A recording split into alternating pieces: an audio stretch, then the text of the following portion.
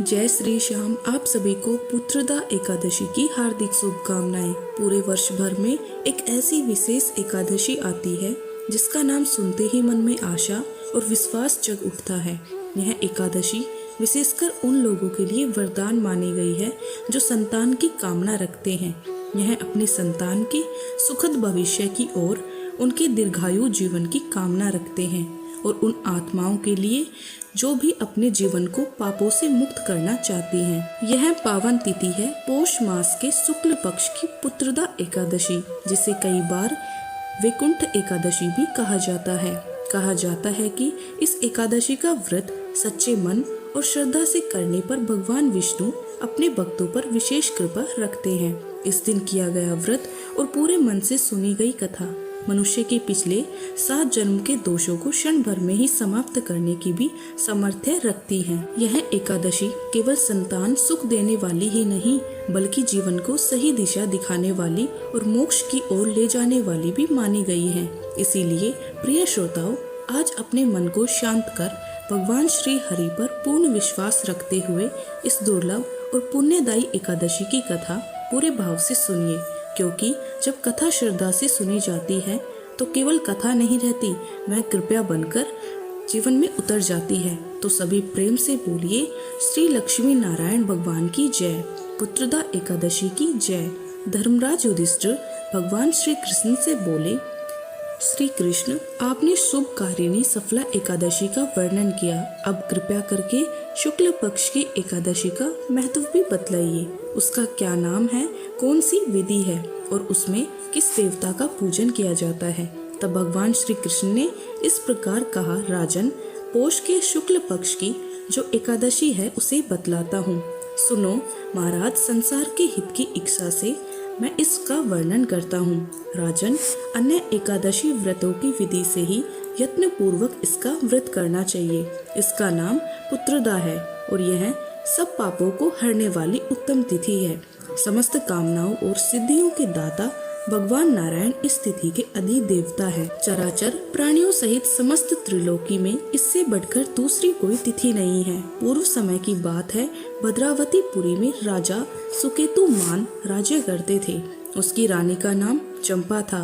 राजा को बहुत समय तक कोई वंशधर पुत्र नहीं प्राप्त हुआ, इसीलिए दोनों पति पत्नी सदा चिंता और शोक में डूबे रहते थे। राजा के पितर उनके दिए हुए जल को सोकोचवास से गर्म करके पीते थे। राजा के बाद और कोई ऐसा नहीं दिखाई देता जो हम लोगों का तर्पण करेगा। यह सोच सच कर पितर भी दुखी रहते थे।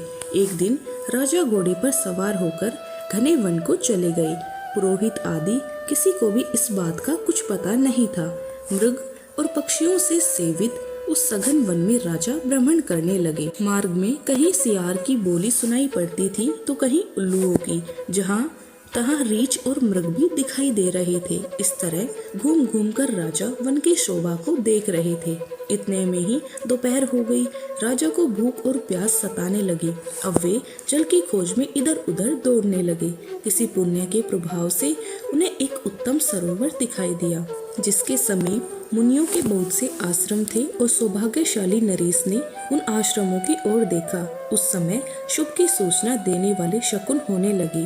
राजा का दाहिना नेत्र और दाहिनी आंख फड़कने लगा, जो कि उत्तम फल की सूचना दे रहा था। सरोवर के तट पर बहुत से मुनि वेद पाठ कर रहे थे। उन्हें देखकर राजा को बड़ी प्रसन्नता हुई और वे घोड़े से उतरकर मुनियों के सामने खड़े हो गए। फिर अलग अलग उन सब की वंदना करने लगे। वे मुनि उत्तम व्रत का पालन करने वाले थे। तब मुनि बोले, राजन, हम लोग तुम पर प्रसन्न हैं। राजा बोले, आप लोग कौन हैं और आपके नाम क्या हैं और आप लोग किसके लिए यहाँ एकत्रित हुए हैं? यह सब सच सच बताइए। तब मुनि बोले, राजन, हम लोग विश्व देव हैं। यह स्नान करने के लिए आए हैं। माघ निकट आया है। आज से 5वां दिन माघ का स्नान आरंभ हो जाएगा और आज ही पुत्रदा नाम की एकादशी है, जो व्रत करने वाले मनुष्यों को पुत्र देती है। तब राजा ने हाथ जोड़कर कहा, विश्व देवगण, यदि आप लोग मुझ पर प्रसन्न हैं तो मुझे भी पुत्र दीजिए। तब मुनि बोले, राजन, आज के दिन ही पुत्रदा नाम की एकादशी है। इसका व्रत बहुत ही विख्यात है। तुम आज इस उत्तम व्रत का पालन करो।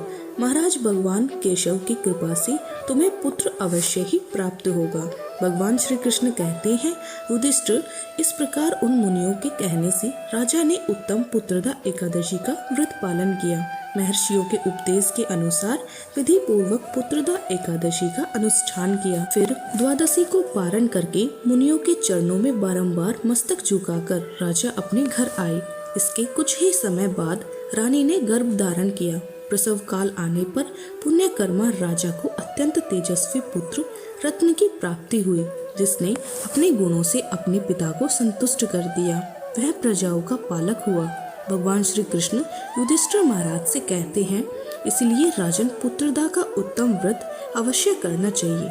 मैंने लोगों के हित की इच्छा से तुम्हारे सामने इसका वर्णन किया है। जो मनुष्य एकाग्रचित होकर पुत्रदा का व्रत करते हैं, वे इस लोक में पुत्र प्राप्त मृत्यु के पश्चात स्वर्गगामी होते हैं और इस महात्म्य को पढ़ने और सुनने के अग्निष्टोम यज्ञ का फल मिलता है। यह थी पुत्रदा एकादशी की कथा। अब सुनिए 11 माता की कथा और आरती। एक बार एक राज्य का राजा बहुत ही बुद्धिमान और बलशाली था। वह राजा हमेशा अपनी प्रजा का भी बहुत अच्छे से ध्यान रखता था। प्रजा भी राजा को बहुत प्रेम करती थी। राजा की 2 बेटियां थीं। राजा अपनी दोनों बेटियों से बहुत स्नेह करता था। राजा की छोटी बेटी देखने में बहुत सुंदर और आकर्षित थी और राजा की बड़ी बेटी छोटी बेटी के मुकाबले थोड़ी कम सुंदर थी। राजा की छोटी बेटी माता की पूजा किया करती थी और सभी लोग राजा की छोटी बेटी से बहुत प्रेम करते थे, उसकी प्रशंसा किया करते थे। राजा भी अपनी छोटी बेटी को बड़ी बेटी से अधिक प्रेम करता था, जिसके कारण राजा की बड़ी बेटी अपनी छोटी बहन से बहुत नफरत होने लगी थी। धीरे धीरे समय बीता। दोनों राजकुमारियां जब बड़ी हो गई, तब पड़ोस के राज्य में रहने वाला एक राजकुमार राजा की बड़ी बेटी के लिए रिश्ता लेकर आया। लेकिन जैसे ही उस राजकुमार की दृष्टि राजा की छोटी बेटी पर पड़ी, तो वह राजकुमार राजा की छोटी बेटी पर आकर्षित हो गया और छोटी बेटी से पहली ही नजर में प्रेम करने लगा। उस राजकुमार ने अब राजा की बड़ी बेटी के साथ विवाह करने से मना कर दिया। उसने राजा से कहा कि महाराज, मैं तो आपकी छोटी बेटी से ही विवाह करना चाहता हूँ। यह सब देखकर अब तो राजा की बड़ी बेटी अपनी छोटी बहन से बहुत अधिक क्रोधित हो गई। राजा की बड़ी बेटी ने अपनी छोटी बहन को अपना सबसे बड़ा शत्रु मान लिया। राजा की बड़ी बेटी ने अपनी छोटी बहन से बदला लेने का निर्णय लिया, तो राजा की बड़ी बेटी ने अपनी छोटी बहन को जान से मारने का उपाय सोचा। अब बड़ी बेटी ने अपनी छोटी बहन को मारने के लिए सबसे पहले एक लड्डू में जहर मिलाकर अपनी छोटी बहन को खाने को दे दिया। छोटी बहन बहुत भोली थी, उसे अपनी बड़ी बहन के षड्यंत्र के बारे में कुछ भी नहीं पता था, तो उसने वह लड्डू खा लिया। लेकिन आश्चर्य की छोटी बहन को लड्डू खाने के बाद भी कुछ नहीं हुआ, तो बड़ी बहन यह सब देखकर बहुत आश्चर्यचकित रह गई। लेकिन अब भी बड़ी बहन ने हार नहीं मानी। जब एक रात उसकी छोटी बहन कमरे में सो रही थी, तब उसने एक मटके में सांप रखकर उसके कमरे में छोड़ दिया। लेकिन सांप भी छोटी बहन का कुछ नहीं बिगाड़ पाया। जिसके बाद बड़ी बहन ने अपनी छोटी बहन से कहा कि चलो बहन, हम लोग कुएं से पानी भरकर लाते हैं। छोटी बहन चलने के लिए तैयार हो गई। जब पानी भरने के बहाने बड़ी बहन उसे कुएं के पास लेकर गई और उसे कुएं में धक्का दे दिया। लेकिन तब भी छोटी बहन को कुछ नहीं हुआ, क्योंकि हर बार 11 माता उसकी रक्षा कर रही थी और उधर बड़ी बहन अपने सारे प्रयास के बाद भी लगातार असफल हो रही थी, जिस कारण वह और अधिक क्रोधित हो गई। फिर उसने अपनी छोटी बहन के पास जाकर उससे प्रश्न किया कि मेरी छोटी बहन, क्या तुमको पता है भगवान ने सबकी मृत्यु एक निश्चित समय पर लिखी है, और कैसे तुम्हारी या मेरी मृत्यु होगी यह तुम जानती हो? तब छोटी बहन ने अपनी बड़ी बहन को बताया कि हाँ दीदी, बाकी का तो नहीं पता, लेकिन मैं मेरी जानती हूँ कि मेरी मृत्यु कैसे होगी। छोटी बहन से यह सारी बात सुनकर अब तो बड़ी बहन मन ही मन प्रसन्न होने लगी। तब उसने छोटी बहन से कहा कि बहन, तब मुझे बताओ कि तुम्हारी मृत्यु का राज क्या है। अब छोटी बहन ने अपनी बड़ी बहन से कहा कि दीदी, मेरी मृत्यु तो एक तोते में है। जो तोते के गले में एक हार है, उससे ही मेरी मृत्यु होगी। जब तक कोई भी व्यक्ति तोते को मारकर उस हार को अपने गले में पहनेगा, तो मैं मूर्छित हो जाऊंगी और जैसे ही उस हार को अपने गले से उतारेगा तो मैं वापस जीवित हो जाऊंगी। अपनी छोटी बहन की मृत्यु का राज जानकर अब तो बड़ी बहन बहुत खुश हुई। अब उसने अपनी छोटी बहन को मारने के लिए उस पालतू तोते को ढूंढना शुरू कर दिया। उधर छोटी बहन को इस बात का आभास हो गया था कि कोई तो है जो उसकी जान लेना चाहता है, जिसके लिए वह एक रात वह अपने पिताजी के पास गई और उसने अपने पिताजी से कहा कि पिताजी, मेरी मृत्यु के बाद आप मुझे जलाइएगा मत, आप मुझे अपनी पुरानी वाली हवेली में एक पलंग पर लेटाकर छोड़ दीजिएगा। अपनी छोटी बेटी की यह बातें सुनकर राजा बड़ा आश्चर्यचकित हो गया। लेकिन राजा ने अपनी छोटी बेटी से पूछा कि बेटी, तुम यह क्या कह रही हो? तब राजा की छोटी बेटी ने बताया, पिताजी, समय किसी के लिए नहीं रुकता, क्या पता कब किसको क्या हो जाए, इसका किसी को भी कुछ नहीं पता। तब राजा ने उससे कहा, तुम ऐसी बातें क्यों करती हो? 2 दिन बाद तो तुम्हारा विवाह होगा। लेकिन छोटी बेटी ने अपने पिताजी को ऐसा ही करने पर मजबूर कर दिया और उसने वचन भी ले लिया। तब राजा ने अपनी छोटी बेटी की बात स्वीकार कर ली और फिर समय आने पर 2-3 दिन के बाद जब विवाह का समय आया तब राजकुमार बारात लेकर राजा के घर आया। अब राजकुमार और राजा की छोटी बेटी के विवाह की रस्में शुरू हो गई थी। इधर जैसे ही राजा की छोटी बेटी राजकुमार के साथ फेरे लेने के लिए तैयार हुई तो उसकी बड़ी बहन अपनी छोटी बहन के कमरे में जाकर उसके तोते को पकड़ लेती है और उसे जान से मार देती है। तोते के गले में जो हार था उसको अपने गले में पहन लिया। उधर जैसे ही बड़ी बहन ने उस हार को अपने गले में पहना तो उधर छोटी बहन, जो केवल 3 फेरे ही ले पाती है, वहीं पर बीच रास्ते में ही गिरकर बेहोश हो गई। जिसके बाद राजा ने बड़े ही हकीम वैद्यों को बुलाया और अपनी बेटी का इलाज करने के लिए कहा। राजा की बात सुनकर जब वैद्य ने छोटी बेटी को देखा तो राजा को बताया कि महाराज, आपकी छोटी बेटी ना तो जीवित है और ना ही मरी हुई है, ऐसा तो मैं पहली बार देख रहा हूँ। राजा ने वैद्य और हकीम को यह बात बाहर बताने से मना कर दिया और उनसे कहा कि अगर तुमने यह बात किसी को बाहर बताई तो हम तुमको फांसी पर लटकवा देंगे। राजा ने अब अपनी छोटी बेटी को पुराने महल में ले जाकर एक पलंग पर लेटा दिया और फिर वहां पर कुछ सैनिकों को तैनात कर दिया। इसके बाद राजा वापस अपने महल में आ गया। इधर राजा की बड़ी बेटी अपने पिताजी के पास आई और कहने लगी, पिताजी, अगर यह विवाह संपन्न नहीं हुआ तो आपकी इज्जत क्या होगा? जरा सोचिए, अगर आप कहे तो मैं आपकी इज्जत बचाने के लिए इस राजकुमार से विवाह करने के लिए तैयार हूँ। राजा अपनी बेटी का षड्यंत्र के बारे में कुछ भी नहीं जानता था तो उसने अपनी बड़ी बेटी की बात मान ली। तब राजा ने अपनी बड़ी बेटी को छोटी बेटी के कपड़े, आभूषण आदि पहनाकर मंडप में भेज दिया ताकि किसी को इस बात का पता न चले कि छोटी बेटी के साथ नहीं बल्कि बड़ी बेटी के साथ हो रहा है। लेकिन राजकुमार यह जान गया था कि यह तो राजा की छोटी बेटी नहीं बल्कि यह राजा की बड़ी बेटी है। अब राजकुमार ने राजा की बड़ी बेटी से विवाह करने से मना कर दिया। तब सभी लोगों ने राजकुमार को मजबूर करने पर राजा की बड़ी बेटी से बचे हुए फेरों को संपन्न करा दिए और फिर विवाह संपन्न हो गया। जिसके बाद राजकुमार राजा की बड़ी बेटी अपने महल में ले गया। विवाह होने के बाद राजकुमार उससे ना तो बातें करता था, ना उसे पसंद करता था, ना ही उसके आसपास जाता था। राजकुमार ने तो यह फैसला भी कर लिया था कि चाहे कुछ भी हो जाए वह अपनी प्रेमिका को ढूंढ कर रहेगा और जानकर रहेगा कि उसके साथ क्या हुआ है। फिर एक दिन राजकुमार अपने घोड़े पर सवार होकर राजा के पुराने महल में पहुंच गया, जहां पर उसने कुछ सैनिकों को देखा। महल के पास पहुंचकर राजकुमार ने जब महल को ध्यान से देखा तो वह समझ गया कि यह तो हमारे ससुर जी का ही महल है। तब राजकुमार ने सैनिकों से पूछा कि तुम लोग यहाँ क्या कर रहे हो और इस महल के अंदर उस पलंग पर कौन लेटा है? जिसके बाद राजा के सैनिकों ने बताया कि यहाँ पर राजा की छोटी बेटी लेटी है। यह सुनकर राजकुमार तो बड़ा प्रसन्न हुआ और वह तुरंत अपनी प्रेमिका के पास पहुँच गया, उसकी सेवा करने लगा। जैसे ही रात हुई तो राजा की छोटी बेटी उठकर खड़ी हो गई। अब तो राजकुमार यह सब देखकर खुश हो गया। उसने अपनी प्रेमिका से पूछा कि तुम यहाँ क्या कर रही हो? तुम मेरे साथ मेरे घर चलकर रहो। तुमने विवाह बीच से अधूरा क्यों छोड़ दिया था? तब राजकुमार ने राजकुमार को सारी बातें बता दी कि मेरी जान एक तोते में बसती थी और यह बात मैंने सिर्फ अपनी बड़ी बहन को बता दी थी। मुझे पता था कि उसने ही मुझे मारने का प्रयास किया है। उसके पास एक हार है जिसको वह सुबह पहन लेती है और रात को उतार कर रख देती है। जब तक वह हार को पहने रखती है तब तक मैं मूर्छित रहती हूँ और जैसे ही वह हार को उतार कर रख देती है तो मैं जीवित हो जाती हूँ। और जब तक मेरी बड़ी बहन के पास वह हार रहेगा तब तक मैं ऐसे ही जीवित और मूर्छित होती रहूंगी। अगर मेरी बड़ी बहन के पास जो हार है वह मेरे हाथ लग जाए तो मैं हमेशा के लिए भी जीवित हो जाऊंगी। सारा रहस्य जानकर राजकुमार ने छोटी राजकुमारी के साथ ही रहने का निर्णय ले लिया।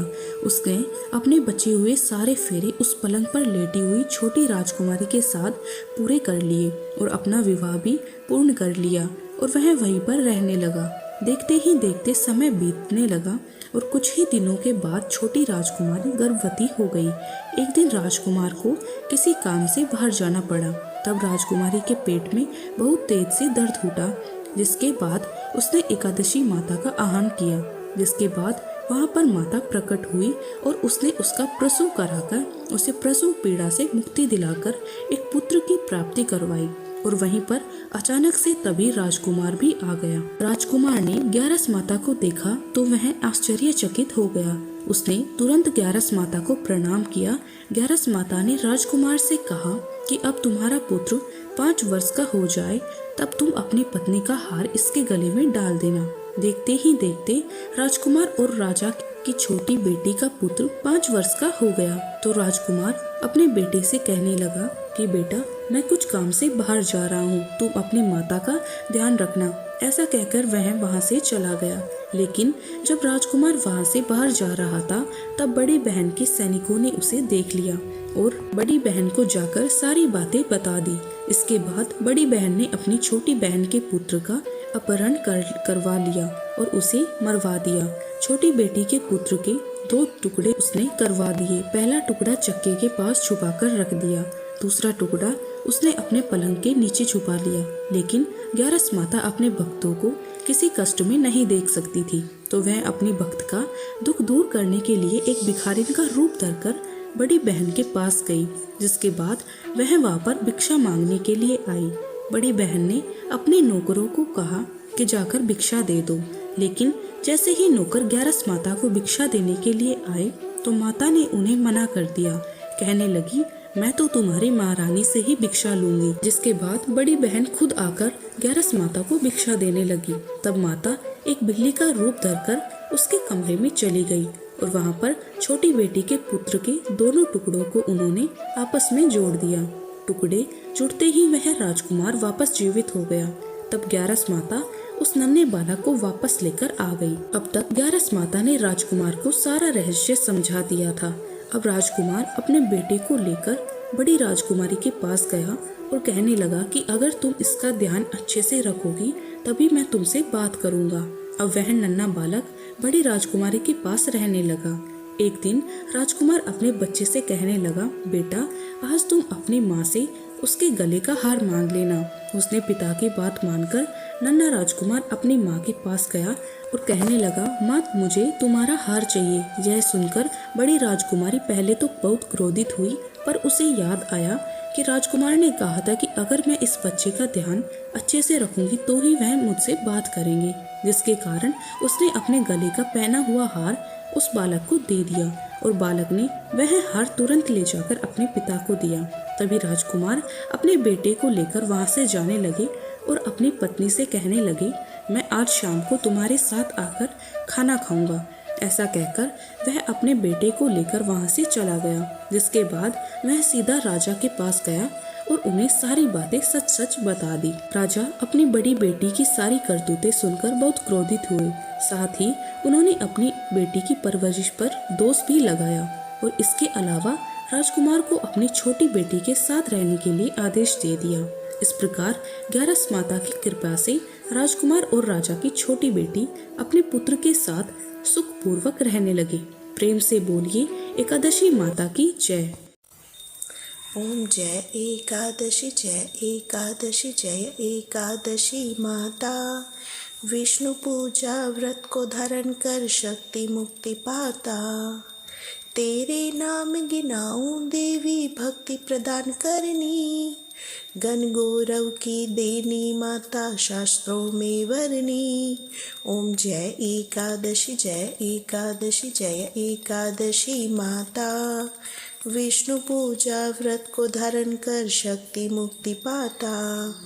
मार्गशीर्ष के कृष्ण पक्ष की उत्पन्ना जन्मी, शुक्ल पक्ष में हुई मोक्षदा मुक्तादाता बन आई। ओम जय एकादशी जय एकादशी जय एकादशी माता।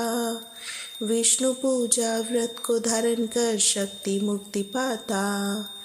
पोष के कृष्ण पक्ष की सफला नामक है, शुक्ल पक्ष में होई पुत्रदा आनंद अधिक रहे। ओम जय एकादशी जय एकादशी जय एकादशी माता। विष्णु पूजा व्रत को धारण कर शक्ति मुक्ति पाता।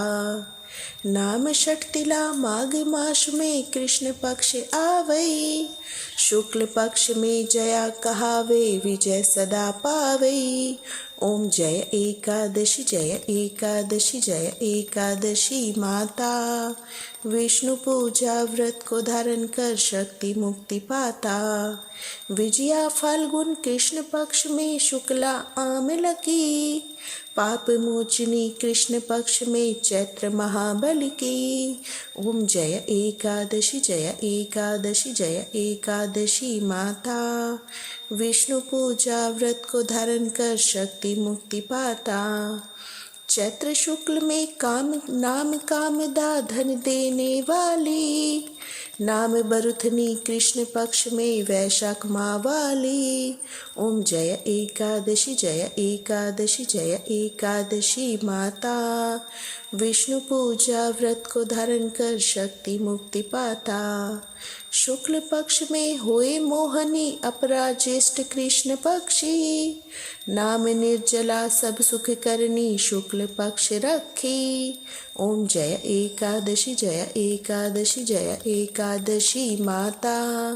विष्णु पूजा व्रत को धारण कर शक्ति मुक्ति पाता। योगिनी नाम आषाढ़ में जानो कृष्ण पक्ष करनी, देव शयनी नाम कहायो शुक्ल पक्ष धरनी। ओम जय एकादशी जय एकादशी जय एकादशी माता। विष्णु पूजा व्रत को धारण कर शक्ति मुक्ति पाता। कामिका श्रावण मास में आवे कृष्ण पक्ष कहिए, श्रावण शुक्ला होए पवित्रा आनंद से रहिए। ओम जय एकादशी जय एकादशी जय एकादशी माता। विष्णु पूजा व्रत को धारण कर शक्ति मुक्ति पाता। अजा भाद्रपद कृष्ण पक्ष की परिवर्तनी शुक्ला, इंद्रा आश्विन कृष्ण पक्ष में व्रत से भवसागर निकला। ओम जय एकादशी जय एकादशी जय एकादशी माता। विष्णु पूजा व्रत को धारण कर शक्ति मुक्ति पाता। पाप कुंशा है शुक्ल पक्ष में आप हरनहारी, रमा मास कार्तिक में आवे सुखदायक भारी। ओम जय एकादशी जय एकादशी जय एकादशी माता। विष्णु पूजा व्रत को धारण कर शक्ति मुक्ति पाता। देवोत्थानी शुक्ल पक्ष की दुष्नाशक मैया, पावन मास में करो विनती पार करो नैया। ओम जय एकादशी जय एकादशी जय एकादशी माता। विष्णु पूजा व्रत को धारण कर शक्ति मुक्ति पाता। परमा कृष्ण पक्ष में होती जन मंगल करनी, शुक्ल मास में होई पद्मनी दुख दारिद्र हरनी। ओम जय एकादशी जय एकादशी जय एकादशी माता। विष्णु पूजा व्रत को धारण कर शक्ति मुक्ति पाता। जो कोई आरती एकादशी की भक्ति सहित गावे, जन गुरुदिता स्वर्ग का वासा निश्चय वह पावे। ओम जय एकादशी जय एकादशी जय एकादशी माता, विष्णु पूजा व्रत को धारण कर शक्ति मुक्ति पाता। विष्णु पूजा व्रत को धारण कर शक्ति मुक्ति पाता।